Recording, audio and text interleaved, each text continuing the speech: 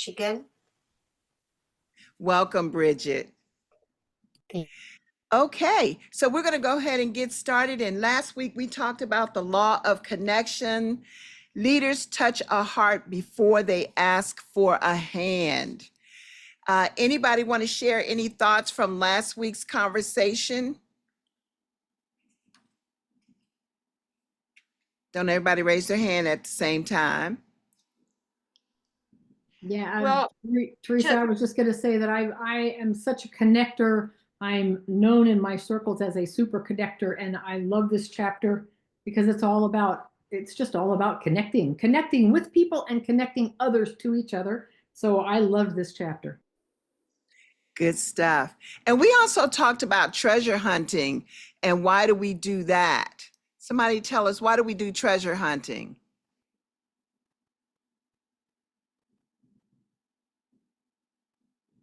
Brenda Daniels? well, I mean, you have to do treasure hunting because otherwise there's going to be some gems to me in your associates list, and to me that's why it's important to get their list. So you can do some treasure hunting. Absolutely. Yes. Absolutely. Michael Hill, looks like he wants to add something. Go ahead, Michael. Yeah, just touching on that point that, you're searching for something of value. When you think of treasure, you think of something that's valuable. So you're definitely searching for something of value that you can build on. Okay, good. Well, one of the questions that he talked about was, how does the ability to connect with others relate to leadership? Anybody want to answer that? Well, the people have got to know that you care. I think it starts with that. Let's just don't do what I say. Okay, you have to genuinely care, and I think you have to express that, and they see, that's one of the qualities of a great leader is the caring. To me, it's just human nature, caring, showing So their care. that kind of goes with what we always say. People don't care about how much you know until they know how much you care. And as a leader, we always want to make sure that our team knows that we care about them, because this business really is a relationship building business. Some people say, well, it's all about selling a membership and recruiting a person. Yes, it is. But if you can't build a relationship with them, how do you get them to do those things? How do you get them to have that belief in themselves? Sometimes people start out and they don't have the belief in themselves. They don't have the confidence. But guess what? If they could stand on our shoulders until they feel steady enough to stand on their own, do you think that could make a difference? Because I think that it could. Absolutely. I think that it could. Yes. Calvin. Yes, ma'am. I'm Calvin from Niceville, Florida. I've heard John talk many times about asking questions, and that's the key to finding out how you can actually relate to the person within a short time, and then from there you build it. You start building. So that's what I really need to look at the treasure hunting though. I'll have to look at that online on the Oh, website. yes. Yes, that is a powerful document, especially when you are talking to a prospect. I know, I think I heard John say one of the things that he likes to do, he likes to go through that so that he can get to know the person. And, sometimes we forget we're building a business. So it's not always whether or not we are a good fit for them. Are they going to be a good fit for us? So whenever I'm talking to a prospect, I'm saying, let's take some time to get to know each other. You can decide if I'm a good fit for you and I can decide if you're a good fit for my business as well. So You know, all of that is asking those questions, getting to know that person. I know Bill Hamilton used to tell us that, you know, you want to know the color of the carpet. Some of y'all can finish this sentence. You need to know the color of the carpet in that person's home, right, Michael? Oh, yes. Exactly. So you got to get to know them. The worst thing ever is trying to get to the leader, and you're trying to get to know someone at the end of the month because you need a couple of more memberships. Say, don't do that. And at that point, it's robotic. They know that, you know, they They can know. detect. Yeah. Yeah. They know exactly. So, okay. So listen. Oh, somebody was going to say something. Go ahead. But, and Teresa, I just wanted to, we all know this. We don't want everybody in our business. I mean, we do not. So it's the more you find out the more about the person, um, to see, also see if they're coachable, because we don't want everybody in our business. That's right. That's good, Brenda. I can remember when I first got started, one of my team members ran across someone who said, "Oh, I could come into your business. I got a whole bunch of people that'll follow me. We can come right in your business and we can all make a whole bunch of money and all of that." And so, you know, he talked to me about it and I'm like, no. And this was early on. I didn't know all the things that I know today, but early enough, I knew enough to say, I don't think so. Because what happens, they come in, they're excited because they're excited for the money that they could make. So they come in, they rack up all this money, and they then take everybody from their team on to the next venture. And guess what? They take some of yours that were already there. So you might have had a team of 50, and now you're left with a team of 15 because they all Yeah. jump ship to go with them. So, you know, you got to be careful about things. Not that we're trying to prejudge, but sometimes people will tell you things that you know, just like that person who says, "Well, I just want to write this membership so I can ask them this question." Well, you probably need to go to corporate and have them write that because it's not worth me messing up my retention. So sometimes people will tell you, and so the law of connection can sometimes is not always a good thing for us because we don't want to be connected to that type of person. And then the law of connection can be great when we do treasure hunting and we're looking at, you know, learning more about the individual and what their needs are and what their needs are and what it is that they want to do. I'm sorry, y'all. I stopped and I started reading the chat down there. So I apologize for that. But listen, so I am Teresa Johnson and I am not John Hoffman. So I'm going to do my training tonight a little bit different. So one of the things I want to do, I found the 11 minute, because I'm not going to, don't raise your hand, because some of you are on here for the first time and some of you may not have read the assignment. And so it's okay. So tonight I have 11-minute short clip of John C. Maxwell actually training about the law of the inner circle. And so we're going to listen to that and then we're going to have a discussion about it. Fair enough? You guys okay with that? It sounds dandy. Fair Great. enough. Good deal. Yes. Okay. Sounds Hold on. wonderful. All right. So here we go. Let me get it queued up here. And because I just love John C. Maxwell. So anytime I can hear him, I love it.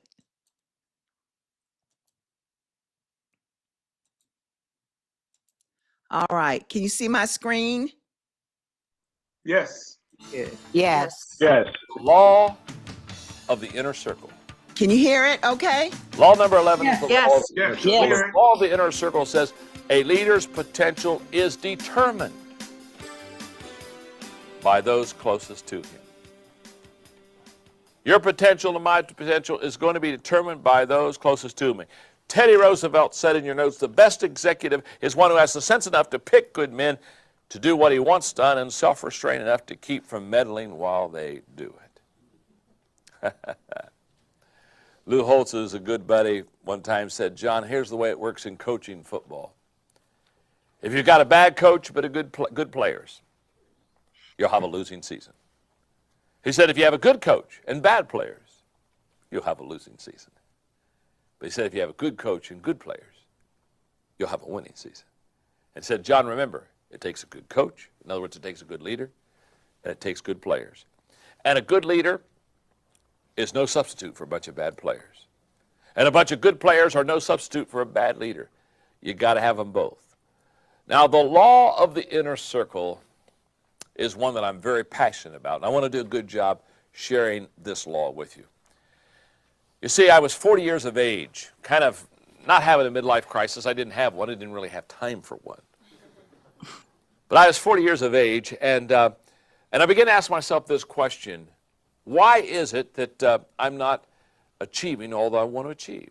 I got in a couple days of really kind of melancholy. I was a little bit frustrated. And the reason I was so frustrated was because I just hadn't hit all of my goals. And when I began to ask myself why I didn't hit my goals, I looked at myself and I knew I was very disciplined. I worked hard. I have some gifts in the areas that I'm working. And I thought, by now I should be a lot better than I am.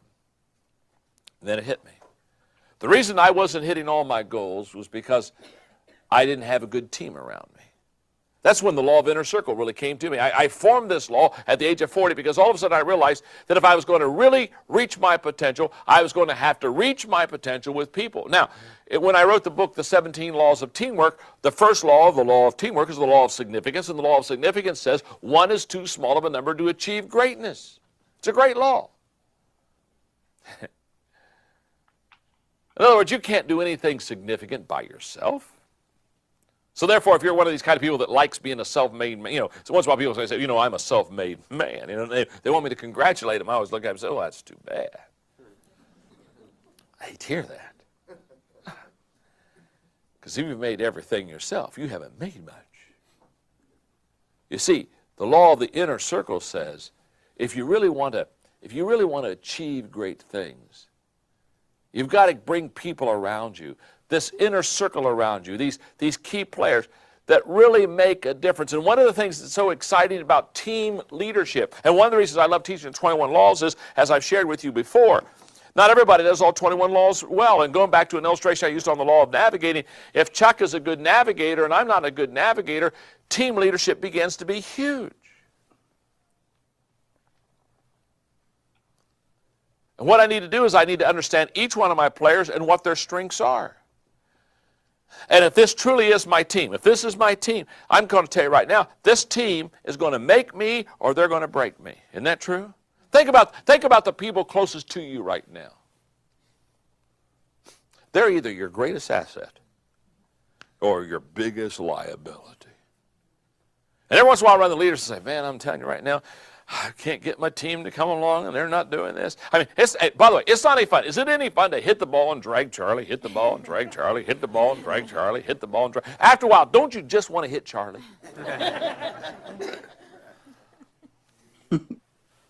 Again, in the laws of teamwork, in the 17 laws of teamwork, one of the laws is the law of the chain, and the law of the chain says that the weakest link determines the strength of your team. You've got to have a team around you. You've got to have an inner circle. And the question I would ask you is a very simple question. Look at the 5 or 7. I'm not talking about everybody in your organization. I'm talking about everybody in your department. But look at the 5 or 6 key people. And ask yourself a very valid question. Are these people adding value to me? Or are they pulling me down? This is huge. Are they an asset? Or are they a liability? I've often said to your inner circle, they carry around the company, they carry around 2 buckets. One has water and one has gasoline. And a little fire problem, a spark of contention breaks out in your organization, your department or something, and they run over and they got these 2 buckets, one with water, one with gasoline. And how they use those buckets determine what kind of a problem you have when they're done with it. I mean, a lot of them, they'll take that water and put it on that fire and it all smolders out and it's a little puff of smoke and it's nothing, and you get done and you say, oh my goodness, that was no big deal. Or haven't you had people in your inner circle? They took that bucket of gasoline and they saw this little spark of fire and they threw that bucket of gasoline on, and when they got done, the city fire department was out. I've seen it happen many, many times. I would say this about your success as a leader.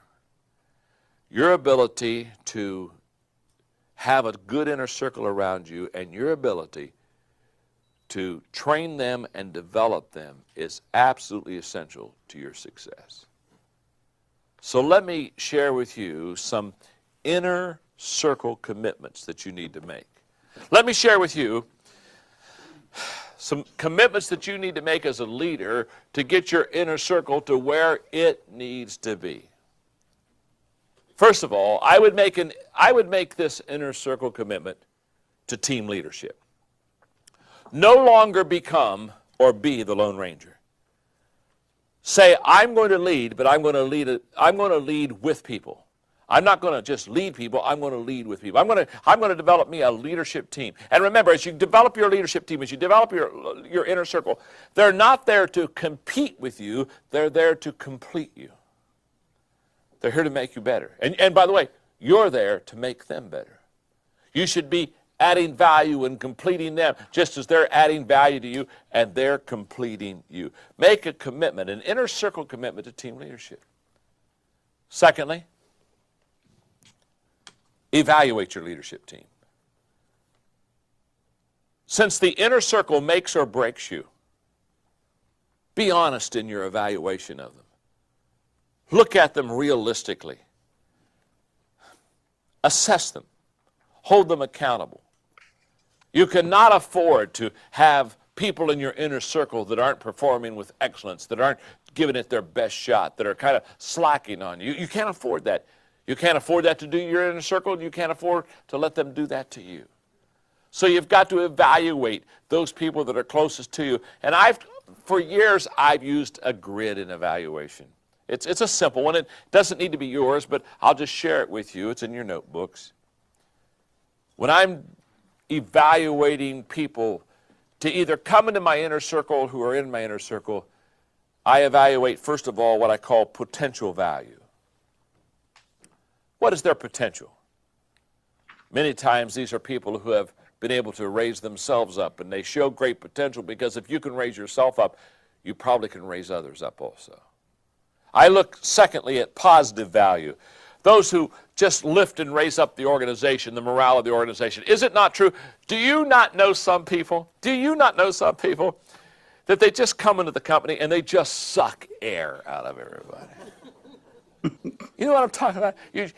Don't you? Are there just some people you just see them coming? They just open the door and you see them and they're saying, oh, they're coming to me. I'm about to give up energy. Huh? I'm about to feel what it's like when you're dying. And aren't there other people? They just walk in the room and your energy automatically goes up. Wow. I found out a long time ago there are two kinds of people in life, lifters and leaners. Wow. And lifters have the ability to just lift me up and help me to go to another level. And leaners, oh my goodness. You know, the leaning in the beginning isn't bad, but when it's after about 3 years, you say it's a lot of weight to carry. So I look at their potential value, I look at their positive value, I look at their personal value. I'm talking about myself now. I'm looking at what personal value are they to me. Can I look at their life and say, here is how my leadership is enriched because they are part of my life? I look, fourthly, at production value. Do they have the ability to raise up others? Do they have the ability to produce? And then the final evaluation for me is what I call proven value. Have they done it for so long that there is a trust element here now that they just always come through? I'm getting ready for a big assignment, and so yesterday I sat down with my assistant, Linda Eggers, and I kind of shared with her what I needed her to do. In fact, she's doing it right now in her office because it's a large assignment for a group of business people that I'm going to meet with for the next 2 days. Last night, I don't know, probably 9:30, she's over at my home office, and we're going through it one more time, and she says, John, I not only have done what you've shown me, and she gives it to me, but then she said, I realized what you wanted to have accomplished with it, so she said, I did it this way. And she just took what I had given her to a whole new level. And I said, Linda, one more time. You just make me better than I am. One more time, Linda. One more time, as so many times. You've taken what I've given you, and you just made it better. And you're going to make me look so good, and you're going to allow me to help so many people because you are a key player on my inner circle, and you have proven value to me.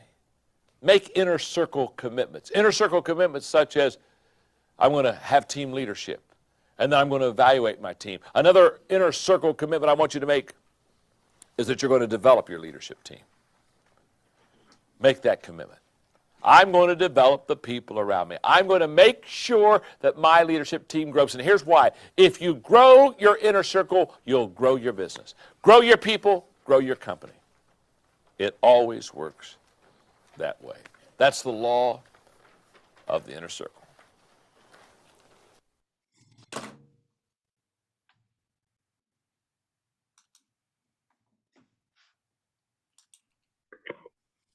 Okay.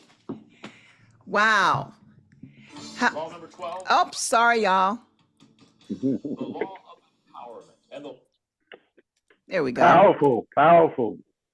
That was That great. was great. That was Yes. awesome. A lot It of was nuggets nice came to out see of who that. he is. That's the Oh, first very time I've ever powerful. seen John Maxwell. So it was nice to put a face to the author. Wait yes. till you're in his public eye and in a room where he's in the room. It's amazing, right, girls? Yes, it Mhm. is. Yes. So let's talk about the law of the inner circle. You know, one of the things I love how he talked about that the law of inner circle, it emphasizes that a leader's potential is significantly influenced by their closest advisors, and that effective leaders cultivate a strong supportive inner circle. So when you think about that, the law of your inner circle, you know, that a leader's effectiveness is not solely determined by their own abilities, but by the quality and the influence of their inner circle, which should share the leader's vision and the value. And so when I think about that, I think about even in this company, you know, when you look at the Circle of Champions, they are, and the Platinum World Council, they're part of the inner circle for our CEO.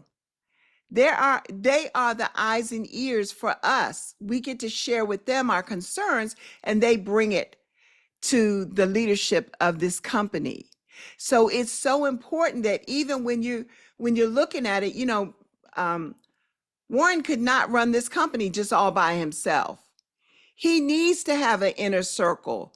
Don Thompson needs to have an inner circle.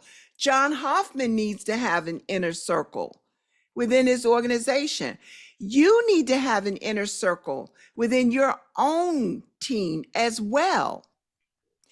That is really important. They're not just out there trying to do things by themselves. And so, and the importance of a strong inner circle means that the leader needs a team of trusted individuals who can provide guidance and support, expertise. They collectively enhance the leader's overall performance. What they don't need is an inner circle that's going to just tell them what they want to hear. How many times have we heard about that? Sometimes you have that inner circle. They're never going to tell you what you need to hear, but instead tell you what you want to hear. I need someone who's going to tell me what I need to hear because it's going to help me to be a better leader. In fact, I just had a conversation with one of my team members earlier today, and she expressed some concerns because now I have a whole Hispanic leg. I don't speak Spanish, y'all. I mean, I can speak some, but you know, if they start rapid firing on me, I'm trying to get Google to translate. But, you know, she said, you know, she shared some things with me that could help me better to be able to communicate with them. And some of it entailed my tonality, because some of them don't necessarily always know how to express themselves in English.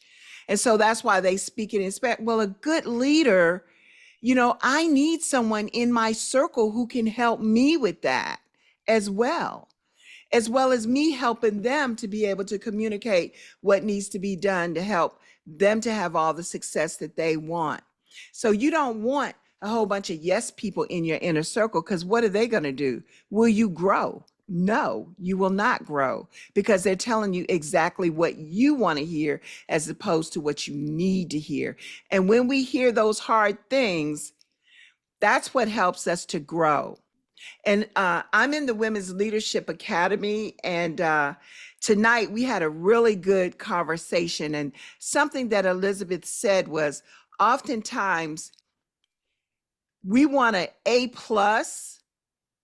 but only working off of a C+, giving it a C+ effort.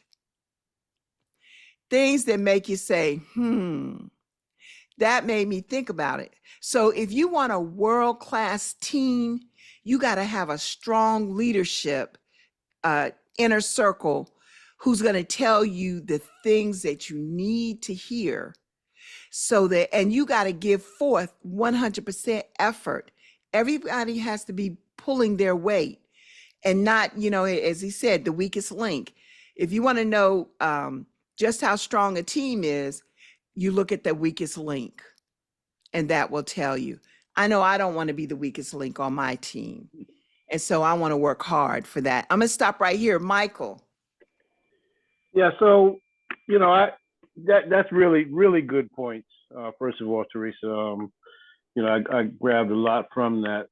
You know, when you spoke about having a Spanish leg, you know, at that point, even though you don't speak Spanish, you have to put forth every effort to grow to the best of your ability to understand the best you can. You know, you know, yeah, it calls for self accountability and growth. The point that was brought out about and I love this point, the point about the water and the gasoline. You know, we people around you in your organization, like you say, you know when someone's coming, whether they're bringing water or gasoline. But it's also a time for you to look at yourself. What are you bringing? You know, that's because right. you can easily not be where you think you are, and you may be the one that's bringing the gasoline. So it calls for self accountability and growth, you know, to move forward. That's good. That's good. You're absolutely right, Michael. When I think about, because this helps us to only get better, is to knowing where those weaknesses are so we can work on it and get better. So thank you, Michael. Robert. Couple of points, Teresa. You know, there's a number of married couples that are doing very well. And obviously your wife or your husband, whichever is the case, is part of your inner circle, whether you like it or not. And if that person is not supportive of what you're doing, it's a terrible downer. You know, that is a case where I don't know how you resolve that one. I also have a situation in church where I was asked to be on the board of trustees. And I thought long and hard about that because I have some animosity towards the minister. And so at this point, my initial reaction was yes, but then I thought about it and I decided I would probably be a disruptive influence on that board of trustees. But in thinking about what you were saying about you have to be able to tell somebody what they need to hear, not what they want to hear. Because I could never be a yes man, that's for sure. But at the same time, I tend to be a bit of a rough diamond. That's okay. My mother used to say, "You're plain, if not pleasant." So, you know, I tend to say it in ways that come out harshly. So at this point in time, I'm not going on the board. So, but that raised that point to me that yes, you've got to be able to present things that are maybe not tasteful to the person that's receiving it in a way that they can hear it. And I'm not sure I can do that. So back to you.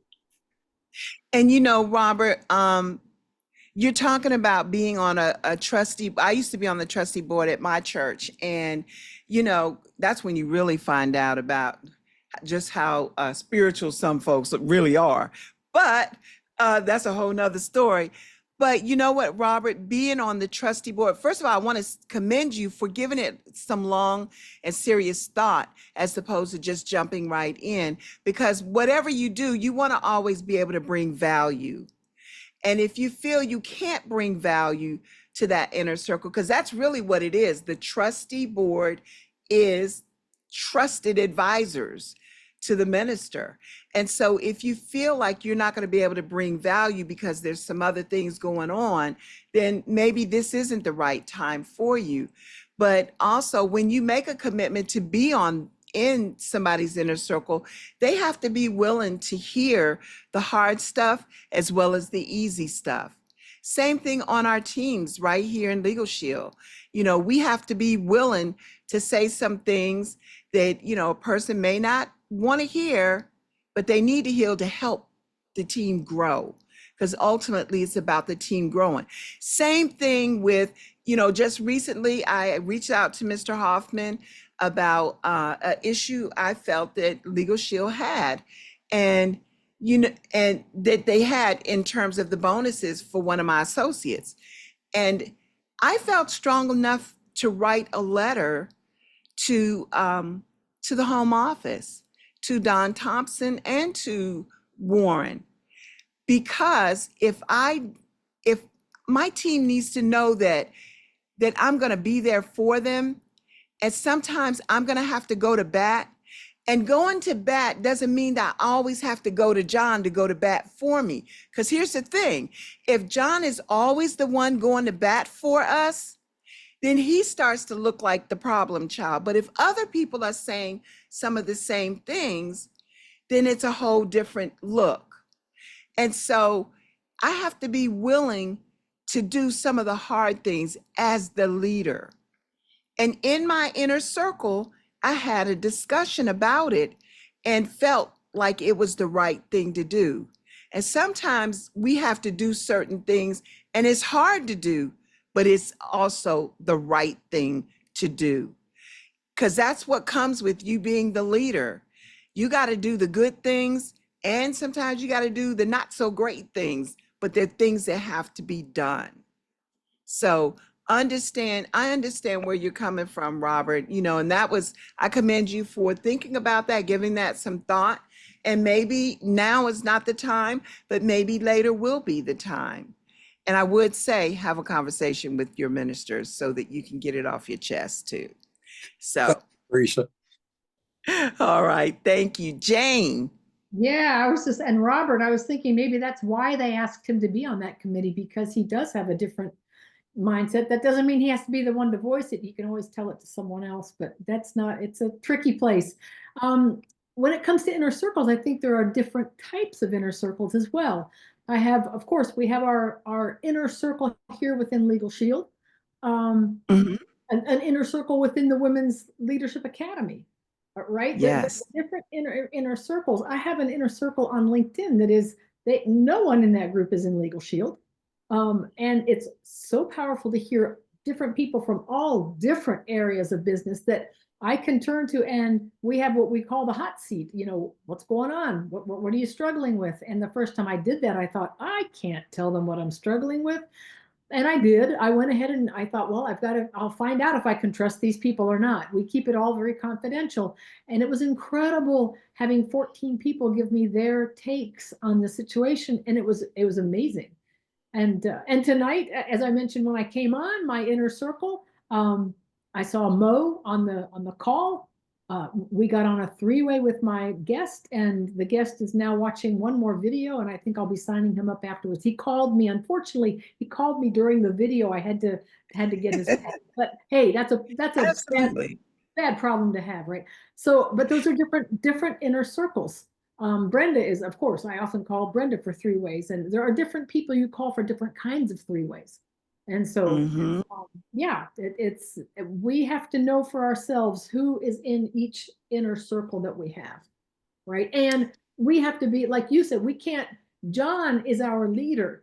We can't expect him to do everything. We have to step up and do things ourselves and be a part of, in order to lift yourself up. There's no way we can reach his level, but we certainly can make a difference, make a dent, right? Yes. So. Absolutely. Absolutely. Good stuff, Jane. Thank you. Regina Lee. Yes, and in the book he talks about like maybe your outer circle too.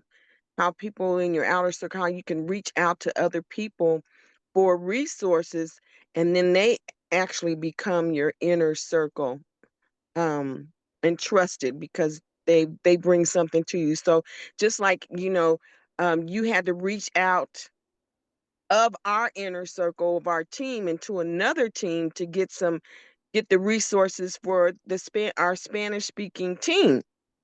Exactly. Yeah. Yes. That's right. And so being able to have those resources helps you Mhm. as a leader not to feel like you're the lone ranger up there trying to figure everything out. Because contrary to popular belief, the wheel has already been invented. All we have to do is roll with it. Gwyneth is laughing at me. So, yes. So, thank you for that reminder, Regina. You're absolutely right. All Well, right. Deron. Yes, good evening, everyone. Great comment so far. I was thinking about just the whole point of masterminding and having that inner circle. My workout partner, Mr. Iron Valines, is on, and we're reading Think and Grow Rich, and we're reading on the chapter Decision, as well as with leadership. Just they blend together with John C. Maxwell. How you have to have courage and faith to be able to lock in. We're reading, like I said, we're reading the chapter on decision. How we just be able to lock in and just trust that leadership is there, and you guys are not afraid to go for this thing. Now that we joined the chamber, Joy and I, we're working with a few folks with nonprofit and everything like that, and they're starting to bring us around other folks. I went and volunteered some time at one of the young ladies' farm, and it's just good because now we're stepping into another realm of relationships, and this is because of this group here on this call. We were talking about chambers when I didn't want to go to the chamber. I was like, yeah, maybe there's already a Legal Shield rep there, so and there is not one. Now there's one, but I'm just excited about this that we're really starting to develop because we're a team of one, really two, but three, I don't guess, but we're building ourselves so that we can grow out and start attracting other leaders. So we're flat out excited about this. Thank you for allowing me to share. Thank you, Deron. Good stuff. Hey, I got a question to ask you, you guys. When you're evaluating your inner circle, should you do that periodically? Would you say evaluate periodically? How do you handle it in your evaluation? You realize that there's one person or there's someone, or it might be a couple people, whatever, that their vision is not congruent with yours in terms of growing your team. And maybe they're no longer a good fit for your inner circle. Have you ever had to make that decision? Anybody in any of your inner circles? Sometimes yes, I have. This is Alexis, and I've had to make those decisions because I forgot what point he mentioned, but sometimes people, they may be going through something, or they can be distracted, if you will, and they're present, they're connected but not fully present. So sometimes you just have to evaluate where the person is. I forgot which point 1 through 5 that he mentioned, but um, people's, what's the word I was going to say? People, and it could be a thing of a season too. Maybe the person wasn't really serious about the business or didn't want to do what was required to stay in that inner circle or to be present as a part of the team. And it was only for a season and not for, a long-term thing. So sometimes you just have to reevaluate, or you constantly have to reevaluate as you grow and learn more about your team and what they bring to the team, or maybe being the weakest link. Hmm. Good, Alexis. You're absolutely right. Sometimes what started out as a good fit, it was a good fit for that season, but it's no longer a good fit later. And as a leader, you've got to look for that, because you've got it. Your responsibility is to protect the organization. Jim Rohn said you got to, um, what is it? Love like a mother, but protect like a father Mm-hmm. when it comes to your organization. And that means who you allow in your inner circle is going to impact the rest of your organization. Jawan. Hello, Ms. Johnson. Can you hear me clearly? Yes, sir. Like you're my next door neighbor. Fantastic. You know, I'm thinking about a framework that I've used in all the different business verticals I'm involved with. And over the last 3, 4 years, I've actually become even more savage about applying it. And consequently, all the different endeavors I'm involved in, more specifically, PPL Assign, Legal Shield, I've seen my business grow dramatically because of it. And so, a question I ask all the time of individuals whom I'm working with in any capacity or any organization or any settings, number one, do they get it? Right? So the acronym is GAS. It reminds me of something my mother used to say. She's Southern, so you gotta, understand, right? She would ask people, are you cooking with gas? Right? Are you cooking with gas? And for me, gas meant number one, do people get it? Do they know what the assignment is? Do they get the mission? Do they get the vision? Do they understand what you're taking aim at, right? And then the A stands for accountability, because some people will respect what you're doing. They will generally respect what you do. They just don't want to be accountable, right? They don't want to come in early. They don't want to stay late. They don't want to learn the skills. They don't want to be involved in the training. They don't want to read the books. They don't want to actually be accountable for the things that are required to create success, right? And then last but not least, whether or not people either have the desire to learn the skills, and it's your responsibility to make sure they have the fertile ground and the environment to learn, right? That's part of your responsibility. But also, do they have the skills to pay the bills, so to speak? And or if they don't, are they willing to learn those skills? And I have found that as I've become more and more focused on those things, the business and life in general has become so much easier. You can move so much faster. You can accomplish so much more. If you are around people who are not cooking with gas, it will slow you down. I know what they say all the time, that iron sharpens iron. That's a lie. Sharp iron sharpens iron, right? You hang around a bunch of dull knives and you'll become dull like the rest of them, right? So, I mean, especially when I look at my people assigned Legal Shield business, I've made some tough decisions over the last 2, 3 years, but those decisions also helped me achieve the ring and, achieve my next level, my next ring level advancement this year, because I was willing to make those decisions. So, I'm constantly asking myself, are the people around me, do they get it? Do they know what the mission is, what we're trying to accomplish? At the end of the day, what's the end game? I'm always looking for accountability and always looking for whether or not people are willing to develop themselves in a way. And so that's kind of like an acronym that I've used to make assessments as to whether or not I should be somewhere or whether or not somebody should be where I'm at. And, Good stuff. those are my thoughts on it. Thank you, Juwan. And that applies when you're assessing who's going to be in that inner circle. And your inner circle is not a circle of 50 people. I know I think it was Eric Worre used to talk about your focus 30. And it could take you many years to find out who those 30 individuals are.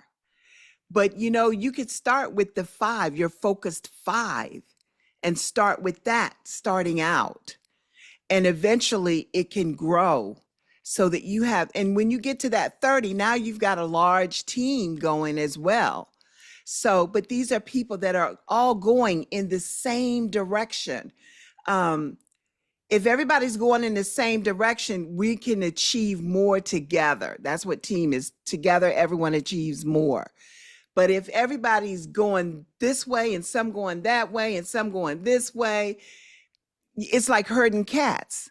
It's hard to herd cats. So everybody's going off in different directions. So thank you. You got to have something, some way to measure what it is that you're looking for. And you as the leader got to know what you're looking for so that you know how to develop that team, that inner circle that you need. Aaron, my good friend Aaron, it's so good to see you, sir. Oh man, it's so good to be seen. Woo, and not shown. Yes. Man, I'm glad to be here. You guys are this is awesome. I got my notepad. I'm taking notes. I just wanted to comment a young lady said about the seasons. That actually happened to me because I remember the great Darnell Self said that, you know, you start out at one season and as you're growing, you go into different seasons, and some people don't grow into those seasons with you. So you have to be willing to let those seasons go, let those individuals go, or just put them at a different place. And I can't remember who said it best too, but they said that some people you hang around for an hour, you have to hang around for 20 minutes. You can't hang around them for an hour no more because they're just not around you and with you during that season of change for you. It's a change for them too, but that's where that what you said too, that leadership comes into play where you learn to adjust and adapt. Because it might not be you that works. Like when it happened to me, I just removed myself from the situation. And then I had somebody else work within that person and with that team. Because my mama taught me, Jennifer Anderson taught me, you never get mad at your money. Ever. That's right. Get mad at your money. You find some way to get it to work within that system. And we did that, and it continued to grow. So keep doing what you're doing. I appreciate this call. Absolutely. Thank you. You're right. Don't get mad at your money. You just find someone else in your inner circle. And that's why your inner circle cannot be, I mean, yes, we're all going in the same direction, but we need a Robert Bagley who's going to tell us the hard stuff. We need someone who's going to do all these different things. You know, a Jawan Buford who's going to talk about, hey, what about accountability? We got to be accountable to what we're doing here. So you need all of those different pieces in that inner circle so that when you look at it, it looks like a whole. The circle is a completed circle that's working to help to build the organization. So Bridget, I saw your hand up and then it went down. Did you want to, I'm going to let you say. I didn't know if you had enough time to continue going. I have enough time for you to say what you have to say just before we close. Thank you. I'm thinking, you know, a lot of times it's not just with your business. It's your church family. It's your family, your immediate family. And for 21 years, my immediate family never has backed me with what I do with my business. Never. And like Tony Petrell, he had, I think, 10 or 11, and I had 13 in my family. Not one of them have a membership. And so, you know, well, I can't say my immediate family because my daughters do and my son, but I'm saying my siblings. And, you know, even tomorrow, we've got a funeral to go to, Ron and I, and I'll be seeing my siblings and stuff. A lot of them don't even talk to me because of what I do. And why? I don't know, you know.